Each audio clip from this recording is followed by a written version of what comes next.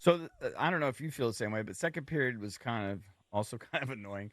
But when they interviewed, I think it was Dowd, right, between the second and Okay. third intermission, he said, "Don't worry, we're coming out strong in the third period." Like he just had a confidence about him Yeah. that we're coming out strong in the third period, and I actually believed him. I don't know what you said or what the guys said, but can you give us any insight there?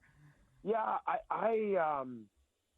it's amazing that this team and group of individuals, they're just when things don't get, because it's not always it doesn't always look great. It's not always a Picasso, but we've got when things happen and we get to a certain spot and we talk in between periods and say, hey, this has to be our best period. We haven't done nearly enough to win this hockey game, so we've got to find another level for 20 minutes. And when that happens, I feel like this group, they look at each other and they go, yeah, let's go. Okay, let's turn it up one more notch. Everybody's got a little bit more to give. Here's what we need to do from an X's and O's standpoint. 1, 2, 3, let's do it. And then there's a real belief that it's going to go out and take place. It's not just verbalizing it and, we'll give it our best shot. It's like, no, we're going to actually go do that, and we're going to be able to see it for 20 minutes. And I feel like that's what a lot of times with our team, we see that when we're in a tough spot or we need something really, really badly, they're delayed. It doesn't always result in a goal, but they're going to show that on the ice from a competitiveness standpoint, what we're trying to do X's and O's wise.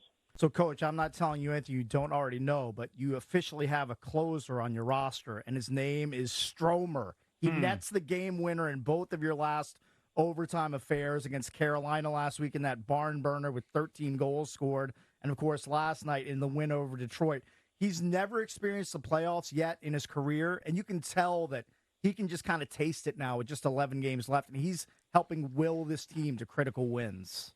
Yeah, he's playing some of his best hockey of the season in the most, A, difficult, and B, important time of the year. And that, you can tell it. You guys know him enough by now.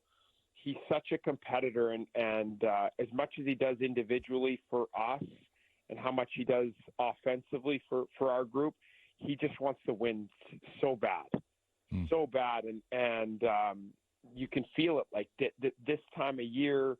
He doesn't care how it looks. He wants to be the guy that helps this team win a huge hockey game and try to get us into the playoffs. And that, I got a lot of time for that. How much of a competitor and how badly he wants to win every day. And also a big chunk of his goals, I don't have the exact numbers in front of me, have come in the third period and overtime. Like in the most critical parts of the game, he just comes up huge. I think it's like 16 of his goals have come in either the third period and overtime so far. Yeah, and I was telling a story, I don't know if you guys saw it the other day, but Stromer in the shootout, he hasn't had a lot of success this year, but every time we've gone to a shootout, he looks back at me and is like, give me the ball. Give me the ball, Carps. I'm ready to go. And so you love that as a coach because he wants to be the guy. He has genuine belief that he's going to deliver in a big moment.